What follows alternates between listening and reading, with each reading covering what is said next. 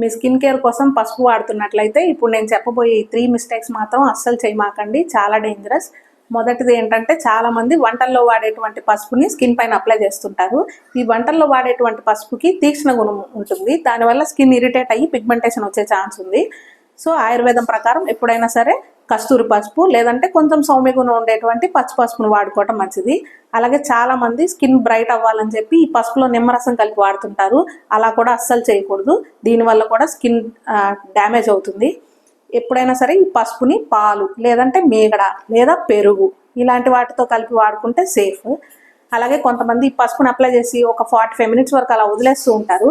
దీనివల్ల స్కిన్ త్వరగా డ్రై అయిపోతుంది, వ్రింకిల్స్ వచ్చే ఛాన్స్ ఉంది. ఎప్పుడైనా సరే ఒక 10-15 మినిట్స్ అప్లై చేసి వాష్ చేసేయండి. ఈ హెల్దీ ఫంక్షన్స్లో the best and safest combination ఏంటంటే ఈ పసుపుని పాలతో అలాగే శనగపిండితో మిక్స్ చేసి వాడుకోండి. ఎటువంటి సైడ్ ఎఫెక్ట్స్ రావు.